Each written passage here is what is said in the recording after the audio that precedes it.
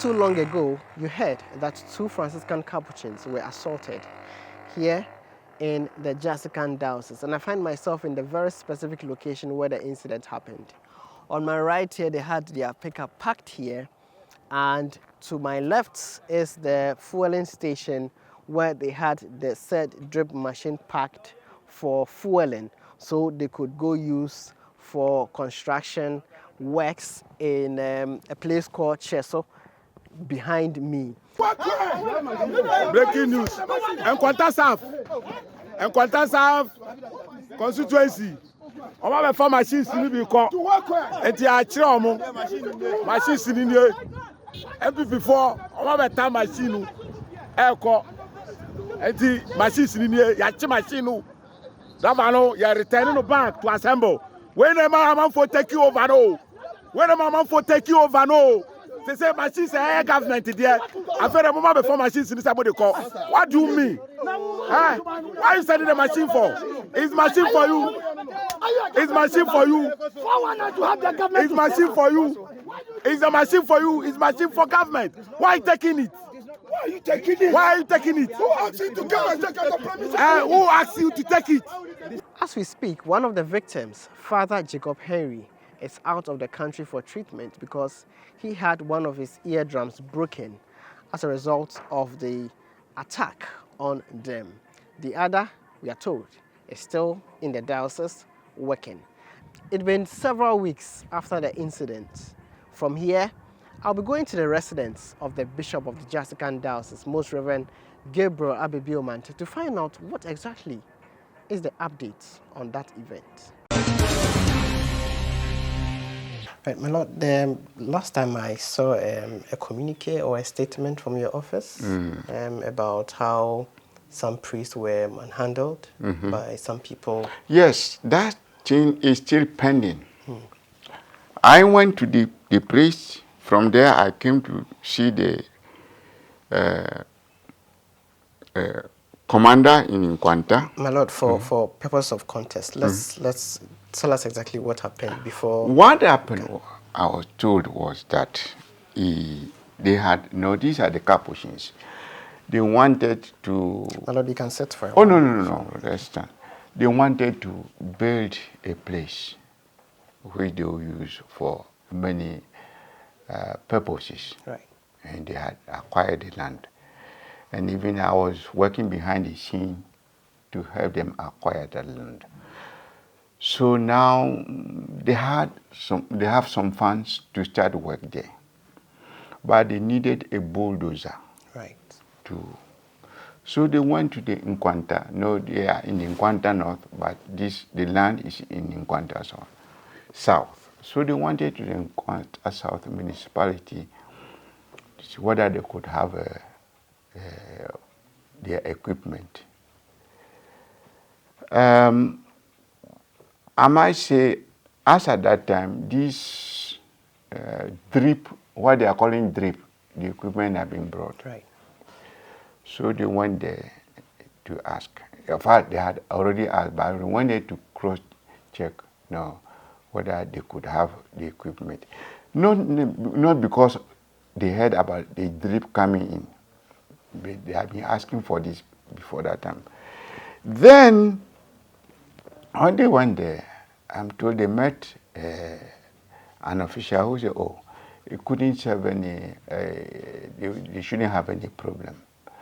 So he offered to give them the bulldozer to go. So they were conveying this to the site, and they went to a fuel station to buy fuel. And then they met some of these NDC guys. At that time, the election had just been held, and because of our previous history in that regard, whereby some people took equipment and vehicles and what have you away, and it has always been that behavior has always been a bone of contention. So without necessarily finding out who did what, they jumped on these people and beat them. And for me, I say that even has a diplomatic way, the Indian government to take it in. Anyway, So they beat him up. And first of all, they were foreigners. Right. They neither belonged to the NPP or the NDC. And their vehicle was standing there near Roman Catholic, St. Michael Parish and Passa. At least some respect for Christianity should have prevented them from, and without even asking who. I mean, they couldn't go. Would they come from India to steal a bulldozer or this thing? How are they going to carry it away? Carry it away. So they beat him. The place they beat most is now still in India. Because they damaged the eardrum. Wow. So I went there. I didn't meet the commander, but what the people I met to this, they said they were district commanders or whatever. What they said was, they couldn't arrest the persons because they had not been instructed to arrest them. And I wondered, wow.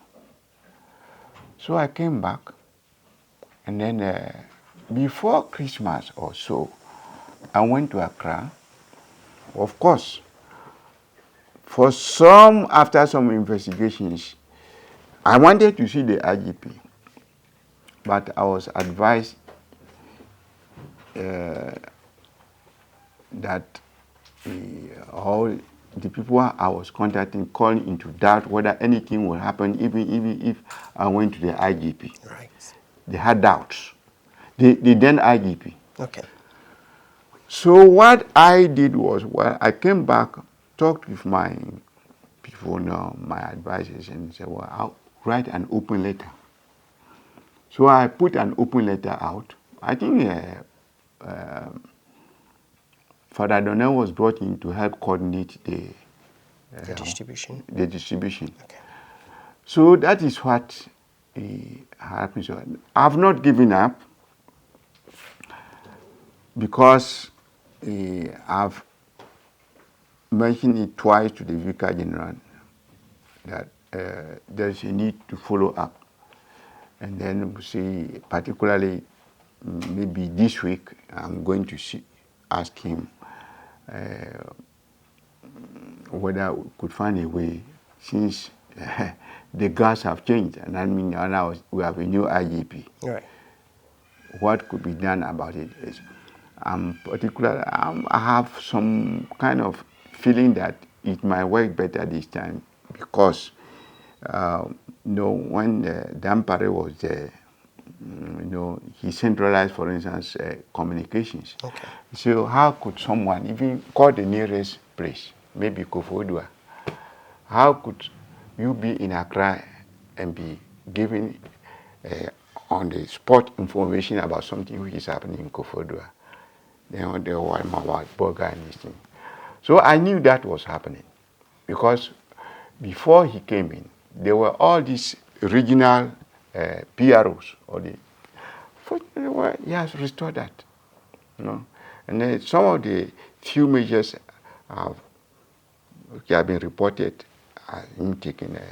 For me, it takes me that he's going to open up and maybe be proactive or take action on issues which come to his attention. Okay, my lord, by way of action, what exactly are you looking at by way of action? No, I told the police officers I met in Nkwanta, the commander was not in. I said, these persons must be arrested. But there are pictures. Yes. These persons must be arrested. They are claiming that unless they are given instruction from the headquarters, they cannot arrest. Interesting. Interesting indeed, which I found interesting. So I drew the conclusion. So if someone is found stealing someone's goat in Nkwanta, then we wait for... We went for instruction from... Yes! That's weird.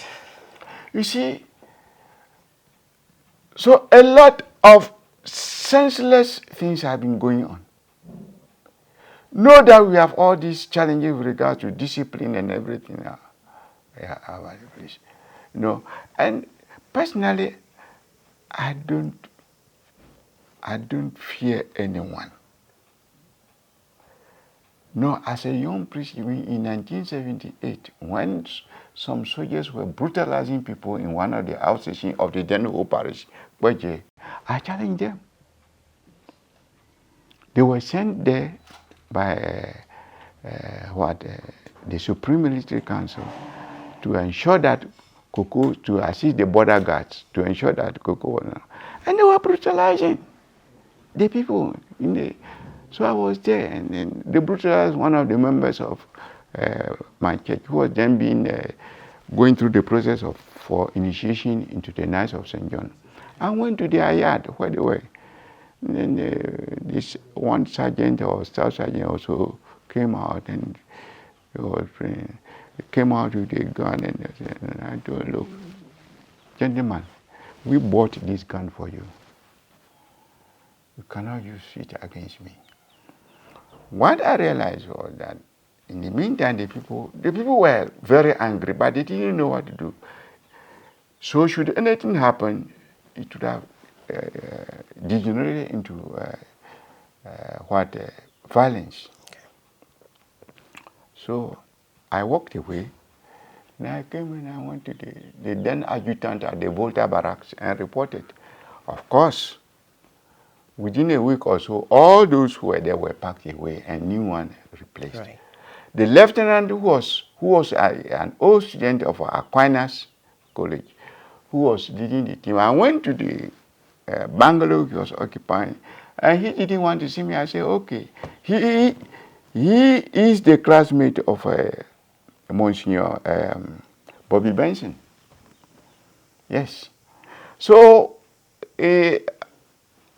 while it would appear to some people that I'm quiet, I'm not quiet at all about it.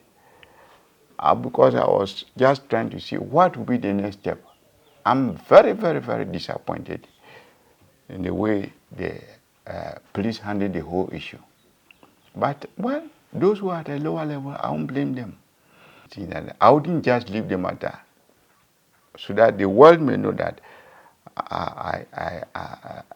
as far as this matter is concerned, I meant business, so I put an open letter. Right. So, my Lord, Did you see the letter? Yes, I saw that. They have been very, very.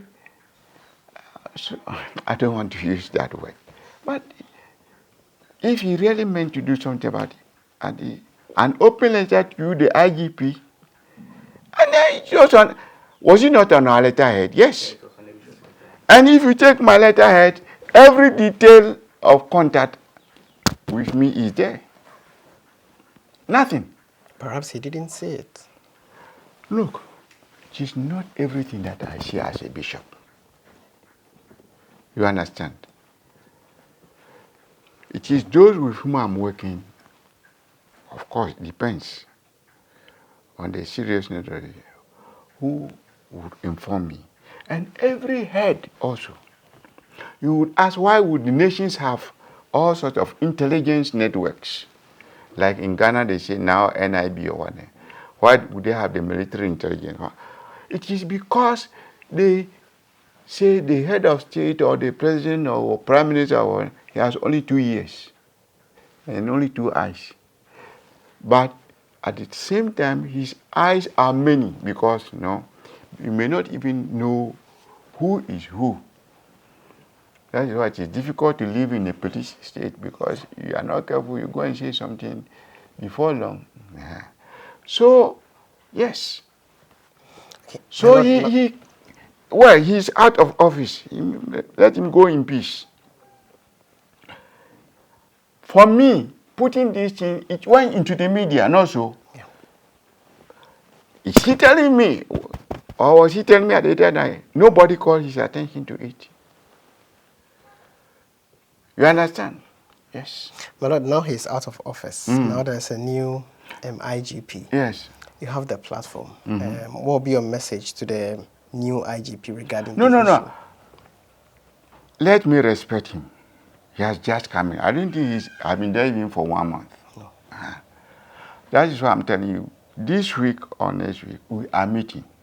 I'm meeting with my advisors and asking what should we do? Then possibly I would travel to Accra again or have contact. Usually I don't like to discuss some of these issues even over the phone because you don't know who is listening to you. Right. Yes. Then see what you do. So I don't want to say to do something with myself. And oh, Bishop, you could have maybe come or you could have called me. You know. Yes. So that this is what is happening. Right. Then let's get back to issues about the diocese. I see there's a very beautiful chapel there. I just want us to go and have. Okay, before you go, no, here maybe I don't know whether you saw one with the Vicar General. Here we have our diocesan map. Ah. I don't know whether many dioceses have it. I haven't seen this. But some time ago, right from the beginning, I've been thinking about something like this. And then finally, I contacted one of the priests, and then he began working on it. We ended up at the Department of Geography in Legon. You know, I think there's some you can see some of that. Then this is, so to say, directly from the satellite. Right. So this map you see here is not made. So this is a diocese, the diocesan map with all the parishes so far, except the new ones which we erected about 2 years ago, the quasi parishes. So we share boundaries with Yendi, Tamale. On this side is Atakwame, and when you go down to Lome. No, Kwalime. Okay. Then here you see, Tishiman Diocese, here, Donko Krum Vicariate, yes. You see, so I was telling you, Vuta region used to be the longest district. See, this was about 51.9% of the surface area of the then Vuta region. More than half, but population-wise, we're the least, or we are still the least. And then you see the passage. This is where the priests are. This is in Nkwanta North. Okay. Nkwanta is here. So this will be place where the incident took place, in Nkwanta. You see, people think going, when you are from the south and you are going to Kraki is far away. I said, no, Kraki is very close. But for the formation of the lake, Abotuasi, which is on the other side, to Kraki would be about something like 45, 46 miles. But now, if you want to go to Kraki, it means, say we are starting from Jasikan. You come to Raura. You go and you see. Yeah. You have to come and, now there is multiple crossings. In the past, there used to be only 2 crossings, in the morning and in the afternoon. If you missed it, that is it. See, then you go, then you have now to come down to Kraki. Wow. If you should put it, say, on something like a straight line, you see that Jasica and Kraki are nearer than Jasica and Nkwanta. Yes. The only thing is that the road somehow to Nkwanta, you see. And this is also what part of the Eastern Corridor Road. Now the only bottleneck here on this road is from Nkwanta to Pasa. So now many of the vehicles from the Tamale, they reach Yendi, go to Tamale. They are using this road. Yeah. So it's only if, as they are saying, they come to fix this part, and then Kolokwati, Howe area, finish. And it is a shortest distance in terms of time from Tamale. Even if you go to Tamale, you go to Yendi, go this way. Yes. They set you up when you come to Accra. the person using this place, because there are no mountains at all. There is only one place of high elevation just outside in Kwanta. For the rest, most of it, not flat, but you cannot compare it to what you see near Kintampo. Right. Right. Yes. So it's indeed huge. Yes. Yes. So how many dioceses, Parishes. Now we are about 20. 20 parishes. There used to be 15. Then we erected a 16th one. Then it became 16. Then 2 years ago we erected the quasi parishes. 4 of them. Right. And how many priests in total do we have? In total, those of us active in the parish now will be about 48 or so. 48. Something like that. Of course, some are outside, and some are also retired. This is the guest section. Okay. Nobody sleeps here unless there is a guest, so nobody is occupying here. But every room is self-contained. Right. Right. And so, I think one of the things that I have observed is that it's difficult finding people in the priestly life. How challenging has it been? Well, it has been Getting challenging vocation. in the sense that, especially when we're sending our students to Lolobi. No, we attended Lolobi, St. Mary's. St. Mary's, yeah. Some have very good reports. For instance, one year, there were about 10 of them who completed, only 2 continued. So because of that, when the nuncio, Kalinga, was here, I initiated the establishment of a secondary school, and he said, say, Bishop, make it plain at once, minor seminary. Because I knew minor seminary was no longer on the radar in the Vatican. Right. So he said, he promised me full support, and I did that. And that, I think you go there, it ended up as opening up a Holy Cross Seminary. Yeah. Well, it is modeled on what we have in Pope John's. We have those who aspire to be priests, and those who would like to just attend it for to obtain good education. Well, they are doing well so far. So I must say, well, there have been years when we have had no ordination. For instance, this year we won't have. Even if we may have ordination, it may be towards the end of the year, somewhere maybe July, August, something like that. So the vocations, it will also depend on the area. Now, for instance, in Accra, the population or other places is quite high. You know. One of the factors which has militated against the rising vocation is that rural schools have been neglected. And nowadays, even the teachers, some of the teachers would prefer to be in the urban areas because they want to upgrade themselves. Right. So the teaching has not been the best. So it means the results have not been the best. So some apply, and then we say, okay, in the major seminary also, before you come out these days, you are coming out with a degree or a diploma. And vocations being what they are, the fact that you are in a seminary, there's no guarantee that you become a priest. So I have insisted that anyone who go must have the minimum. We can have at least the diploma with Legon or the bachelor's. So when you come out, you can... if you don't become a priest, you can have something to survive yes, on. Right. You see.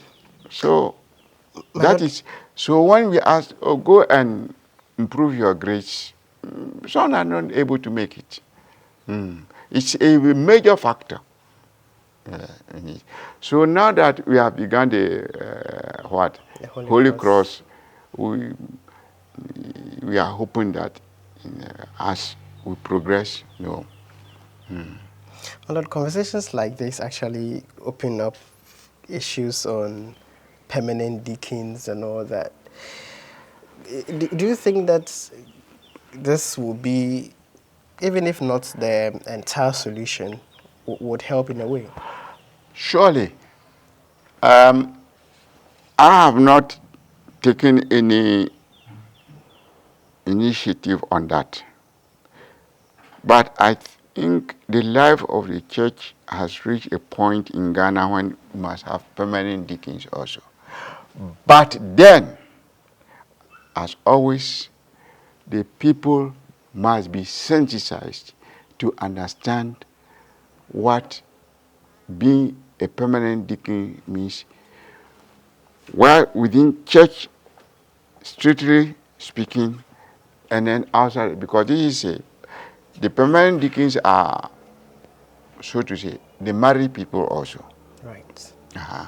So it might be clearly explained before any measure. We have had a few.